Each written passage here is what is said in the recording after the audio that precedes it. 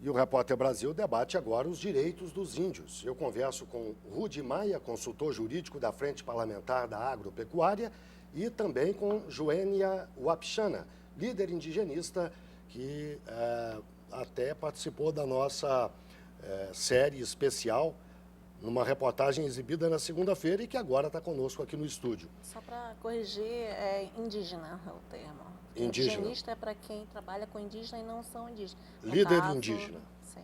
Obrigado. Bem, então, nós perguntamos até no intervalo se havia motivos para os índios comemorarem essa data, 19 de abril, Dia do Índio. Há motivos, na opinião da senhora?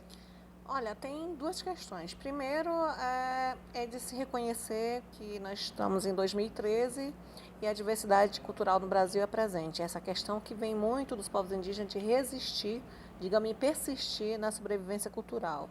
A segunda é que não se comemora, mas se reivindica, né? Reivindica direito, a implementação. E muito se cobra ainda, tem muito o que fazer. O Estado brasileiro tem uma dívida, digamos assim, em relação aos direitos dos povos indígenas, a começar pela questão do reconhecimento das próprias terras indígenas, que daí é o ponto central que desenvolve outros direitos humanos. Está em tramitação no Congresso a chamada PEC 215, a proposta de emenda constitucional que outorga ao Congresso a responsabilidade de demarcar terras indígenas. O que a senhora acha dessa PEC?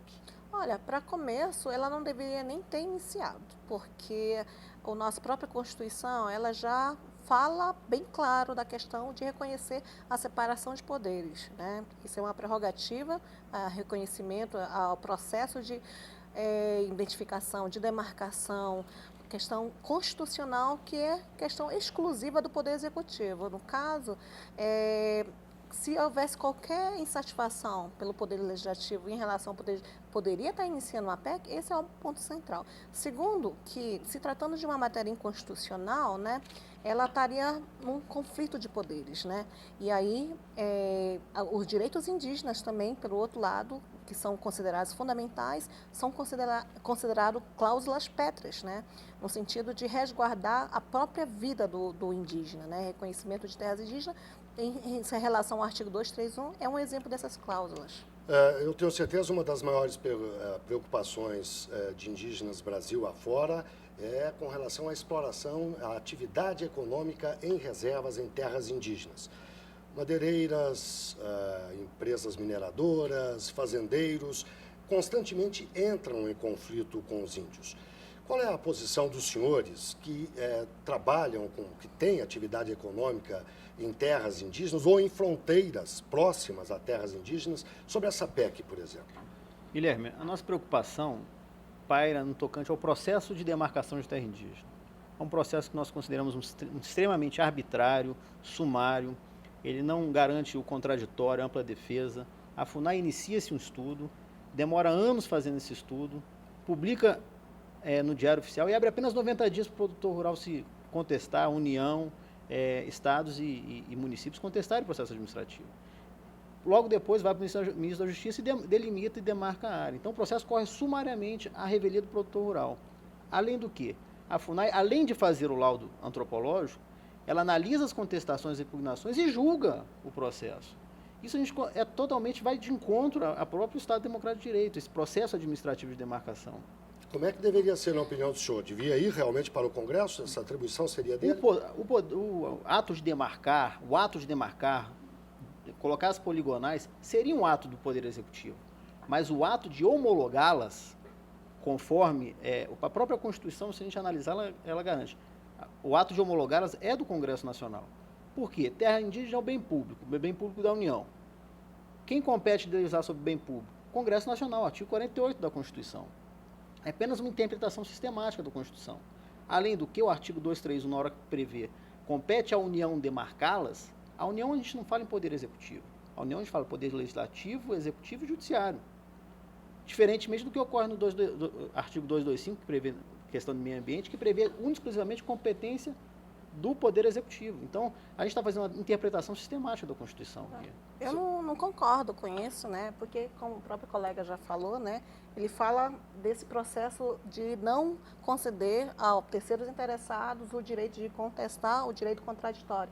O senhor mesmo falou que existe um prazo, né, para que o Estado se manifeste. Dentro do decreto 1775, estabelece procedimento bastante claro, onde se estabelece um prazo. E, ao publicar um ato administrativo, abre para toda a sociedade brasileira, seja ele o fazendeiro, seja ele o garimpeiro, que muitas vezes tem interesse nas terras indígenas, para que se conteste. Mas tem você as pode vias verificar... administrativas, tem as vias judiciais e a outra via que garantida a todo cidadão Você pode brasileiro. verificar que Por outro processo- lado, a o questão das processo- terras indígenas, ela, por se tratar de terras públicas, ela tem justamente essa natureza constitucional. Sim, mas não justamente, cabe à FUNAI justamente fazer o ato e só julgar o ato. Sim, mas justamente Com a porque imparcialidade que ela tem nesse ato. a Não questão tem da terra indígena, qual é o fundamento de uma imparcialidade terra nesse ato. indígena? É justamente garantir direitos coletivos dos povos indígenas. A Constituição, Por ela isso que justamente ela teve essa Por isso que eu preocupação pondero de não que ponderar nós não somos interesses contra políticos terras e indígenas. econômicos. Só peço que fale né? um de cada vez. Vamos Só- ouvir. só pra A senhora eu conclui o concluir, raciocínio e em sim. seguida a gente ouve. Só para eu concluir essa situação, a Constituição, quando ela veio trazer essa mudança significativa para garantir sobrevivência física e cultural, ela veio justamente resguardar interferência de interesses políticos e econômicos para não sobrepor a direitos sociais e coletivos dos povos indígenas. Justamente certeza. a União, quando ele fala em União, é responsabilidade da União demarcar e proteger os bens indígenas, a União Federal no sentido que é realizado através de uma Fundação Nacional do Índio. Vamos Esse ouvi-lo é o então? procedimento Vamos do ouvir o Poder Executivo. representante. No tocante ao processo administrativo, a FUNAI fazer o laudo antropológico e julgar o laudo antropológico é totalmente imparcial. A gente vê que a maioria das contestações... Imparcial ou parcial? Imparcial. Olha, é parcial. Sim. Perdão. No tocante à solução, a gente vê que é o seguinte, a Constituição estabeleceu um marco temporal, que foi 5 de outubro de 1988. A União, até hoje, por mais de 23 anos, 25 anos quase, não demarcou todas as áreas indígenas. Ou seja, ela está esperando por essa responsabilidade, essa omissão da União, essa responsabilidade objetiva por omissão da União não ter feito em 88, está privatizando o problema, está jogando a cargo de um produtor rural, 2 produtores rurais, muitas vezes microprodutores, a responsabilidade dela não ter demarcado no momento oportuno.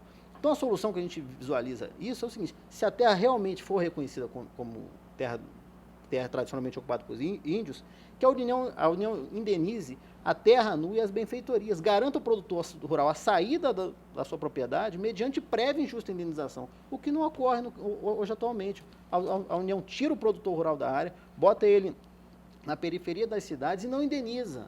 Hoje você vê que tem processo de 20, 25 anos para receber indenização só das benfeitorias. Eu concordo de um lado, porque realmente a União ela não concluiu os procedimentos de demarcação de todas as terras indígenas do Brasil. Isso é uma irresponsabilidade da União, que eu diria, porque tem muitas terras indígenas que não tiveram seu processo concluído. Mas uma questão é de se ponderar. A Constituição ela fala justamente em casos que nós sabemos que tem latifúndio aqui no Brasil e muitas vezes essas pessoas grilam terras públicas, no caso são as terras indígenas, tentam implementar para uma sociedade que está fazendo benefício econômico, mas na verdade ela está grilando terras públicas. O que é isso? Grila porque não tem um sistema de reconhecimento de terras indígenas e também padecem, digamos assim, várias violações para as comunidades indígenas.